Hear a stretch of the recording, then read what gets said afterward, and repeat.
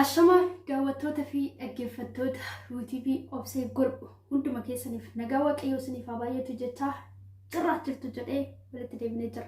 Maal qabattee dhufte obseen jechuun keessaniin viidiyoo kiyyaaf aaraa warri taatan like, share, subscribe gochuudhaan na jajjabeessaa. Warroonni maatiin aantanis subscribe godhaatii maatiin haa ta'a. Wantoota nan gadhiisu gallattiidhuma gara keessan akka dhufu like, share gochuudhaan maatiin akka isiniin jedha.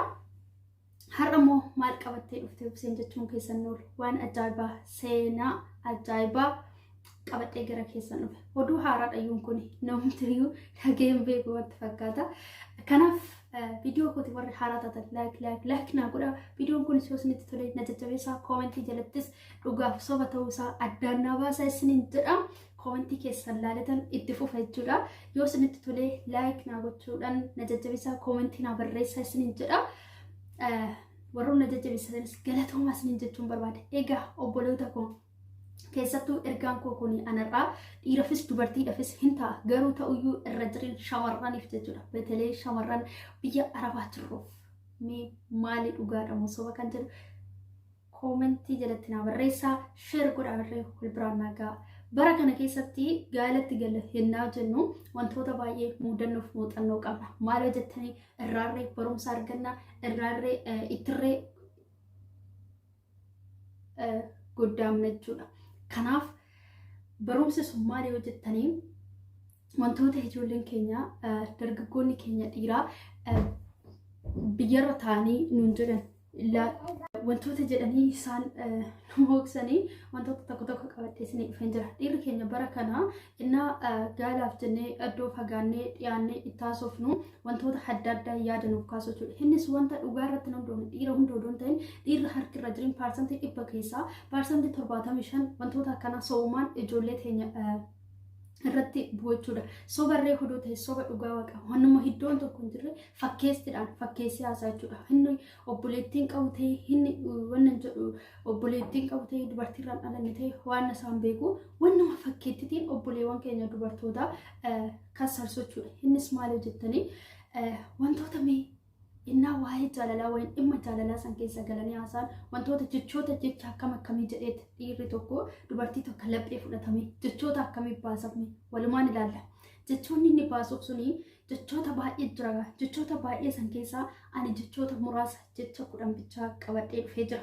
Yoo jechoota nama isiniin jedhu kana sobaaf dhuga ta'uusaa sin koomentii jalatti addaan naa baasati ani yoo isinitti tolee itti fufee nan hojjedha jechuudha.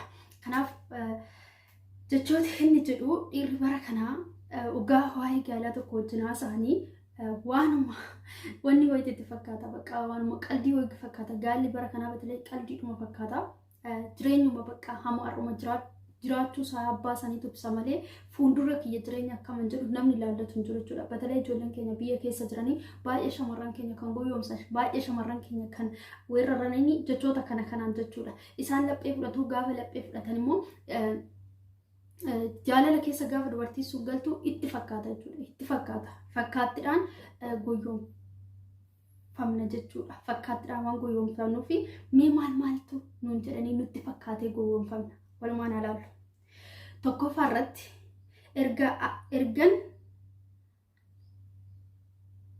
ergan si argee rafuu hin dandeenye jedhaan tokkoffaa irratti jechuudha. Lammaffaa irratti kana dura dubartii tokko iyyuu tuqee hin beeku.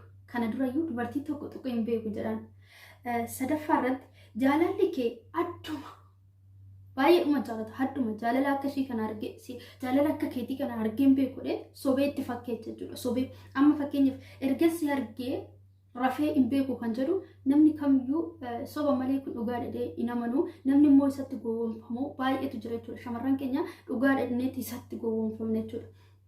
Arfaffaa irratti silkiin kee cufaa yoo ta'e baay'ee dhiphadhaa jedhaan. Inni garuu meeqa afaan osoo haasaa oolu meeqatti dawwalee waan meeqa jechaa oolu ishii kana bira soo dhufe garuu silkiin kee cufaa taanaan ani baay'een dhiphadhe jedhaan. Laalame yaa obboloota koo dhugaa rabbii. Shanaffaa siif dawwala jedheen osoo yaaduu ati naaf dawwalte gaafa ishiin isaaf dawwaltu inni maal jedhaa sobee aniyyuu beesuma yaadaa ture. ani Yuusifan dawwale jedhee oduma yaadaa jiru ati naa dawwalteedhaan laala fakkeetti isaa waan ittiin laphee ishee fudhatu barbaada jechuudha.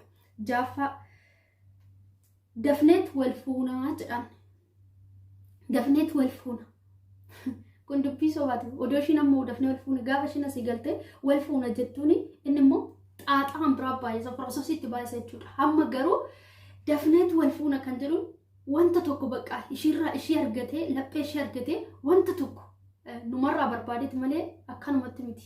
Dafnee wal fuunaan jedhu kun soba malee dhugaa miti. Jiraan dafanii wal fuudhanis garuu immoo hunda miti. Harki irra jiriin dhibbaa dhibbatti soba jechuudha. Torbaffaa mana guddaa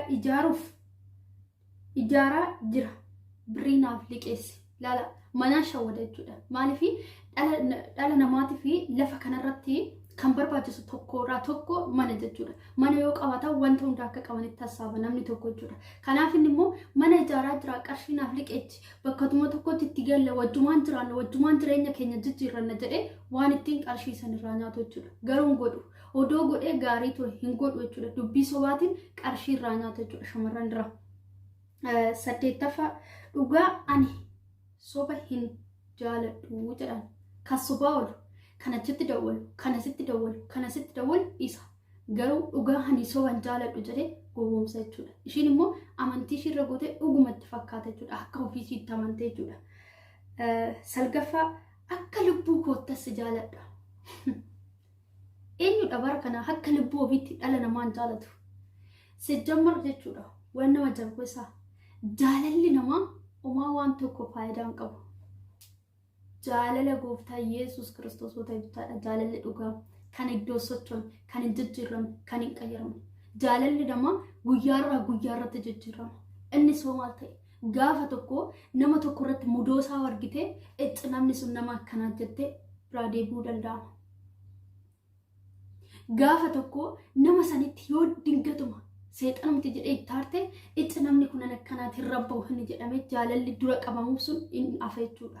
Inafa garuu inni jaalala namatti hin jijjiiramne inni bara nama jaalatu waaqayyoon bichaadha. Waaqan addatti dhalli namaa kamiyyuu taanaan jaalala lubbuu namaaf kennisiisu nama han jaalatu hin jira jedhee yaadu akka kootti jechuudha.